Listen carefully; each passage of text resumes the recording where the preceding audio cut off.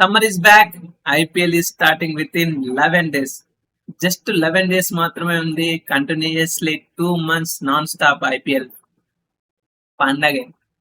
So just 11 days ఉంది కాబట్టి 10 teams ఉన్నాయి. సో ప్రతిరోజు ఒక టీం గురించి రివ్యూ మాట్లాడుకున్నాం. సో అందులో భాగంగా ఫస్ట్ టీం వచ్చేసరికి depending champions RCB. So after 17 years తర్వాత finally first time they own 18 season లో ఫస్ట్ టైం కప్పు కొట్టారు.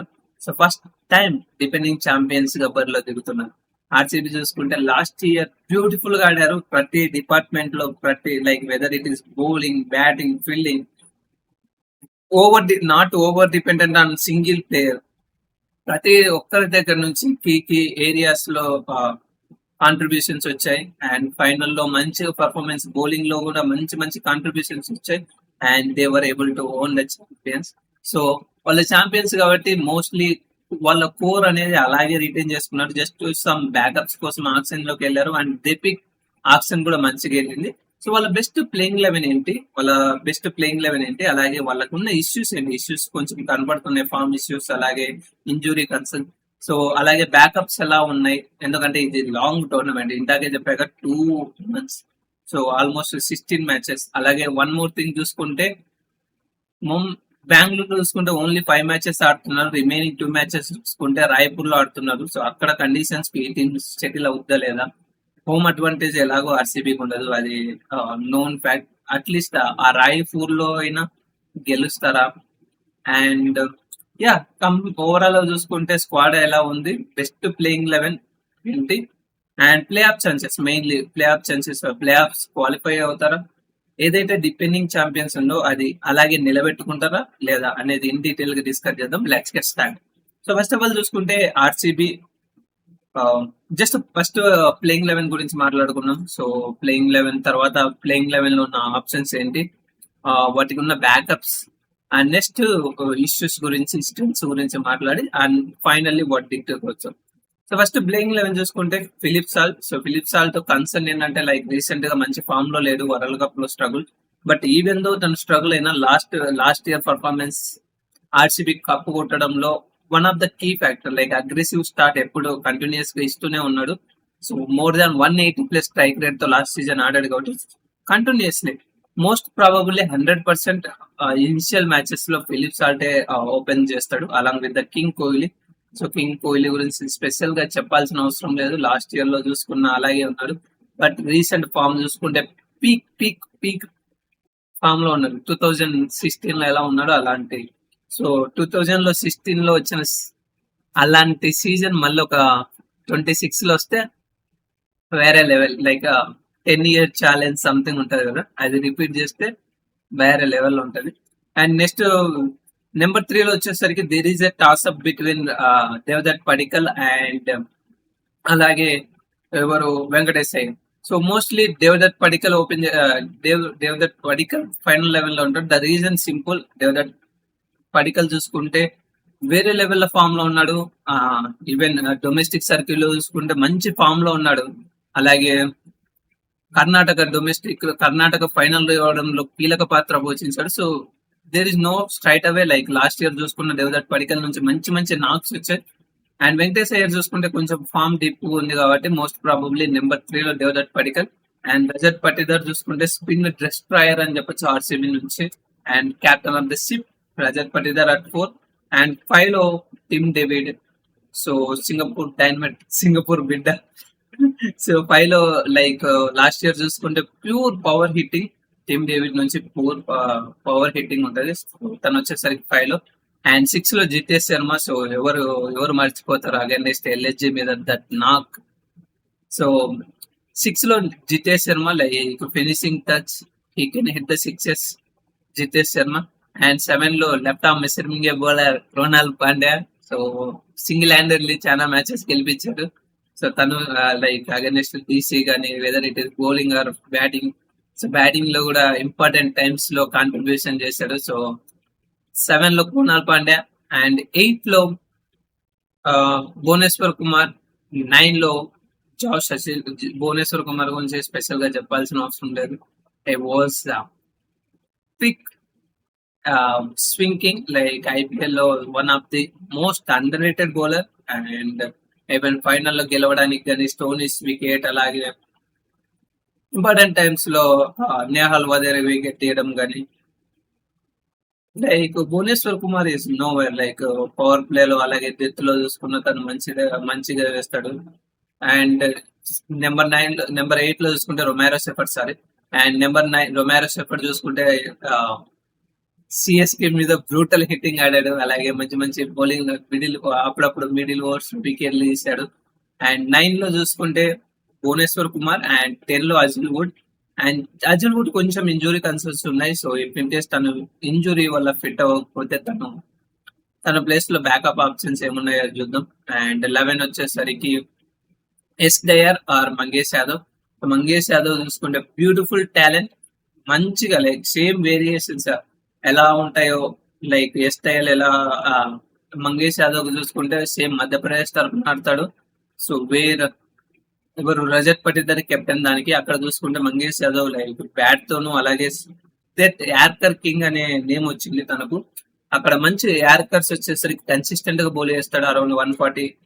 సో తను స్లాష్, అలాగే ఎవరు తను స్లాష్ అండ్ ఎస్ టయర్, వీళ్ళిద్దరి మధ్యలో ఒకరు ఉంటారు. And impact player there is no nothing, like Shreyan Sharma వస్తాడు. సో ఇది వాళ్ళ స్ట్రాంగ్ ప్లేయింగ్ 11. సో ఇక్కడ చూసుకుంటే ఇప్పుడు ఇది ప్లేయింగ్ 11 ఫిక్స్ చేయండి. ఇక్కడ ఇష్యూస్ గురించి మాట్లాడుకున్నాం.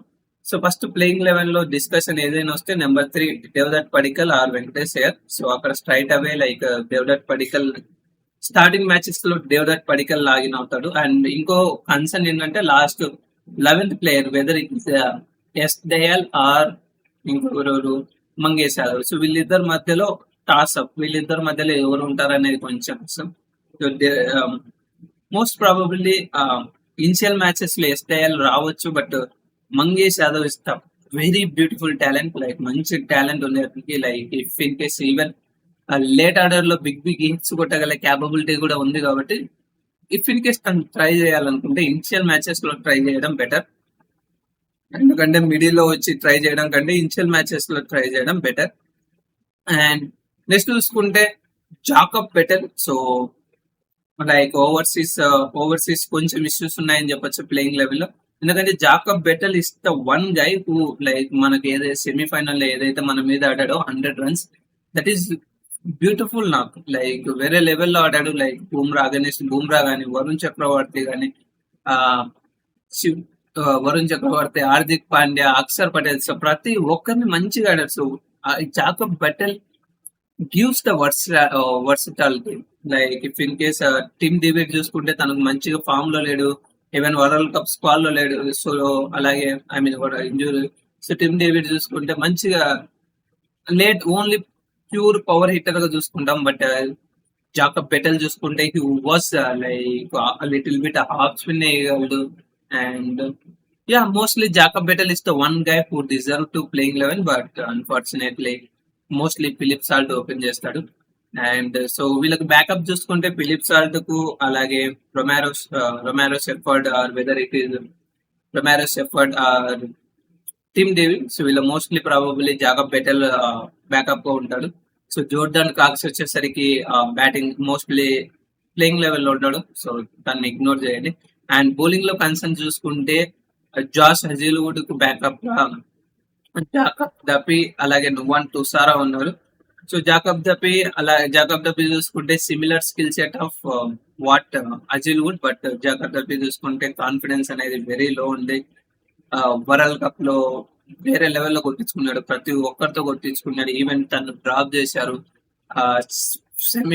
ఫైనల్ మ్యాచ్ లో. తను ఫైనల్ మ్యాచ్ లో మళ్ళీ బ్యాక్ చేస్తే ఎక్కువ రన్స్ కొట్టించుకున్నాడు. సో జాకబ్ దఫీ అనేది కొంచెం సంహౌ వర్కౌట్ అవ్వట్లేదు. So mostly Nuwan Thushara is prone, but Nuwan Thushara చూసుకుంటే pure like what Hazlewood brings to the table, అది నువాన్ తుసారా ఎగ్జాక్ట్లీ తీసుకురాలేదు. సంహౌ కొంచెం ఎక్స్పెన్సివ్ గా ప్రూవ్ అవుతాడు. So Jacob Hazlewood must should be. So Hazlewood injury కాకపోతే మంచిగా ఉంటది. బట్ అజిల్వుడ్ ఫిట్ గా లేడా RCB is not going to playoffs, గుర్తుపెట్టుకోండి. So Hazlewood should play at least 12 matches, 16 out of 16 matches లో 12 మ్యాచెస్ ఆడాలి. And that's hope he will play, ఎందుకంటే world cup కూడా మిస్ అయ్యాడు. అండ్ అజిల్ వుడ్ చూసుకుంటే వాళ్ళిద్దరు బ్యాకప్ ఉన్నారు. అండ్ నవ్ ఇండియా గురించి మాట్లాడుకున్నాం. సో ఇండియన్ ప్లేయర్స్ చూసుకుంటే టాప్ ఆర్డర్ లో ఎవరికి ఇంజురీ అయినా we have Venkatesh Iyer. So one like Virat Kohli, Rajat Devdutt Padikkal, అలాగే జితేష్ శర్మ, దేవదత్ పడికల్, రజత్ పటిదార్. సో వీళ్ళలో ఎవరికి ఇంజురీ అయినా వెంకటేష్ అయ్యర్ ఉంటాడు. అండ్ ఈవెన్ విహాన్ మల్హోత్రా ఉన్నాడు అండర్-19 టీమ్ లో, లైక్ నెంబర్ 3, నెంబర్ 4 పొజిషన్ లో ఆడతాడు. లెఫ్ట్ ఆర్మ్ బ్యాట్మెన్, అలాగే ఆఫ్ స్పిన్ వేయగలడు. సో తను ఇఫ్ ఇన్ కేస్ తను ఉన్నాడు. అండ్ లేట్ ఆర్డర్ లో చూసుకుంటే కనిష్క్ చౌహాన్, సో తను కూడా off spinner. Like under-19 team లో ఉన్నారు, తను కూడా off spinner. Like under-19 young age, so ఇప్పుడే డెవలప్ చేసుకుంటే మంచిగా ఉంటది. హ్యాండీ ఆఫ్ స్పిన్నర్, సో తను అలాగే ఉన్నాడు. ఇఫ్ ఇన్ కేస్ క్రోనాల్ పాండ్యాకు బ్యాకప్ గా అనుకుంటే స్వప్నిల్ సింగ్ ఆల్రెడీ ఉన్నాడు. అండ్ సేమ్ వికీ ఓస్ట్వాల్ కూడా ఉన్నాడు, same similar skill set, like left arm spinner. So వాళ్ళ ముగ్గురు ఉన్నాడు. అండ్ ఇండియన్ ఫాస్ట్ బౌలర్స్ చూసుకుంటే భువనేశ్వర్ కుమార్ కు రసిక్ దర్, అలాగే అభినందన్ సింగ్ ఉన్నారు. So even same case S Dayal కు చూసుకున్న మంగేష్ యాదవ్ ఉన్నాడు. సో ఇవి ఈవెన్ సాత్విక్ జైస్వాల్ చూసుకున్న తన బౌలింగ్ లో, ఐ మీన్ తన బ్యాటింగ్ లో లేట్ ఆర్డర్ లో కొంచెం చేయగల క్యాపబిలిటీ ఉన్న ప్లేయర్. సో ఇవి బ్యాకప్. సో ప్రతి బ్యాకప్ చూసుకుంటే ప్రతి ప్లేయర్ కు ఎగ్జాక్ట్ గా బ్యాకప్ అనేది ప్రతి ప్లేయర్ కు మనకు బ్యాకప్ కనపడుతుంది. And next moving to issues. So issues గురించి మాట్లాడుకున్నాం. సో ఇది ఇష్యూస్ అనేది చాలా అంటే చాలా ఇంపార్టెంట్ సెక్షన్, ఎందుకంటే ఆర్సీబీ హ్యాస్ కొన్ని ఇష్యూస్ క్లియర్ కనపడుతున్నాయి. సో ఫస్ట్ ఇష్యూ వచ్చేసరికి top order, like Philip Salt, Virat Kohli, Devdutt Padikkal and Rajat Patidar. So వీళ్ళ 4 లో చూసుకుంటే కింగ్ ఇగ్నోర్, ఎందుకంటే కింగ్ గురించి మాట్లాడాల్సిన అవసరం లేదు. So he can perform. ఎంత ఆచితూచి ఎంత దరిద్రమైన ఫామ్ లో ఉన్న 350-400 రన్స్ కన్ఫర్మ్ కింగ్ గురించి. సో కింగ్ ని ఇగ్నోర్ చేయండి. So the problem is Philip Salt. So తను చూసుకుంటే drastical, like I mean form లో అస్సలకే లేడు. వరల్డ్ కప్ మ్యాచెస్ లో గానీ, అంతకంటే ముందు మ్యాచెస్ లో గానీ చాలా ఫెయిల్ అయ్యాడు. లో on confidence. So if in case 1 or 2 title overs పడితే లైక్ ఎర్లీ వికెట్స్ కోల్పోయే ఛాన్స్ ఉంటది ఫిలిప్ సాల్ట్. అండ్ అది కన్సర్న్. ఈవెన్ దేవదత్ పడికల్ చూసుకున్న మంచి ఫామ్ లో ఉన్నాడు, but strike rate concerns. If in case తను కూడా కొంచెం స్ట్రైక్ రేట్ కన్సర్న్స్ వల్ల తను. అండ్ రజత్ పటిదార్ చూసుకుంటే లాస్ట్ సీజన్ ఎంటైర్ ఫబుల్, లైక్ మంచి ఇన్నింగ్స్ రాలేదు, బ్యాటింగ్ లో ఆన్ అండ్ ఆఫ్ కనపడ్డాడు. ఈవెన్ ఇంజురీ వల్ల లైక్ మోస్ట్ మ్యాచెస్ లో రీసెంట్ పర్ఫార్మెన్స్ లేదు తనకు. ఐ మీన్ మ్యాచ్ ప్రాక్టీస్ పెద్దగా లేదు. సో వీళ్ళ 4 లో టాప్ ఆర్డర్ లో కొంచెం ఇష్యూస్ ఉన్నాయి. ఈవెన్ దో అగ్రెషన్ గా కనపడుతున్న ఆన్ పేపర్, టాప్ ఆర్డర్ అనేది బిట్ లుక్స్ కొంచెం ఫంబీ because of Philip Salt bad form అని చెప్పొచ్చు. అండ్ మిడిల్ ఆర్డర్ లో చూసుకుంటే వేరే లెవెల్ ఉంది, like Jitesh Sharma, he can play spin very well. And ఎవరు టిమ్ డేవిడ్ చూసుకుంటే ఫాస్ట్ బౌలర్స్ ను మంచిగా ఆడతాడు. And even Krunal Pandya who can play very well. So even Romario Shepherd చూసుకున్న డెత్ లో మంచిగా ఆడతాడు.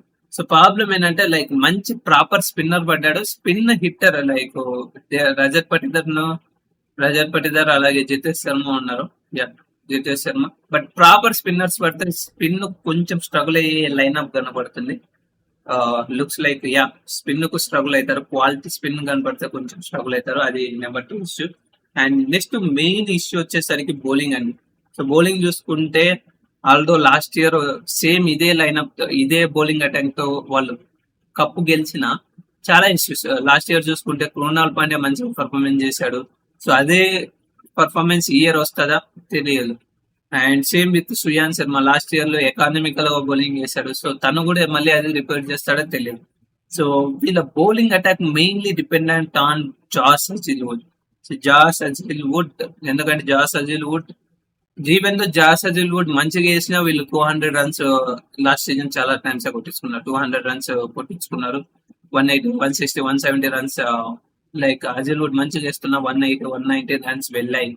సో హజిల్వుడ్ లేకపోతే ఈజీగా 220, 230 రన్స్ ఈజీ కొట్టించుకుంటారు. అంత బౌలింగ్ అటాక్ ఉంది.